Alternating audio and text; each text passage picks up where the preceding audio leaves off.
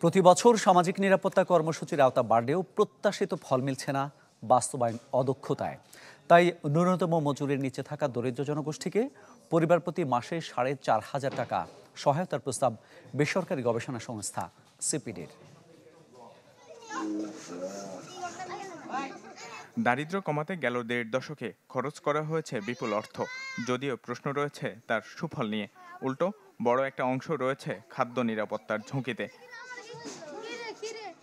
চড়া মূল্যস্ফীতির এই সময়ে আয় বৈষম্য কমিয়ে কিভাবে ভালো রাখা যাবে স্বল্প আয়ের মানুষকে, তাই উঠে এলো এদিনের সংলাপে।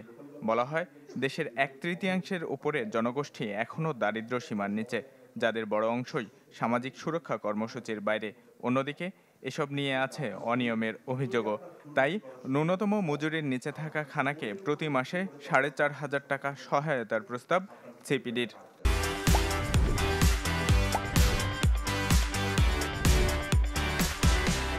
যে আমার পভার্টি স্কোর কার্ডের লিমিটেশন আমি জানি, কিন্তু ইনকামের লিমিটেশন আরো বড়, কারণ ইনকাম মেজারেবল না এবং অবজারভেবল না এবং এটা ভেরিফায়েবল না অনেক ক্ষেত্রে। যদি ন্যূনতম মজুরির উপরে যদি সামাজিক সুরক্ষার মান হয়, তাহলে শ্রমশক্তিতে অংশগ্রহণের ক্ষেত্রে অনীহা সৃষ্টি হয়।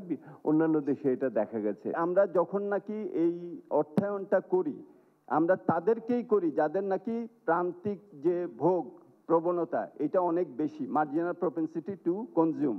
Problems of both exclusion and inclusion became major factors in the way this was delivered, because essentially all forms of public expenditure, but particularly welfare oriented. সংলাপে সরকারি কর্মসূচি বাস্তবায়নের সীমাবদ্ধতা ও অদক্ষতার বিষয়ে তুলে ধরেন বক্তারা। বলা হয়, স্বজনপ্রীতি ও দুর্নীতির কারণে একই ব্যক্তি পাচ্ছেন একাধিক সুবিধা, বিপরীতে বঞ্চিত হচ্ছেন অনেকে। এই গ্যাপসগুলোকে, ফাইন্ডিংসগুলোকে একটাই সুবিধা, একটা পসিবিলিটি হচ্ছে যেটা আপনারাই প্রস্তাব করছেন, যে পাইলট প্রজেক্ট দিয়ে টার্গেট করে এবং এক্সট্রিম পুয়ার।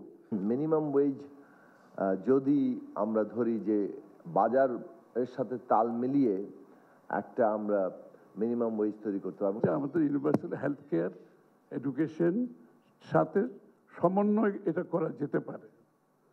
তারপরে যে তাদের যে নেট যে রিকোয়ারমেন্টটা থাকবে সেটা করা যেতে পারে। এ সময় দরিদ্র মানুষের প্রকৃত সংখ্যার নির্ধারণের জটিলতা তুলে ধরেন বক্তারা। ইমদাদ হক, চ্যানেল 24, ঢাকা।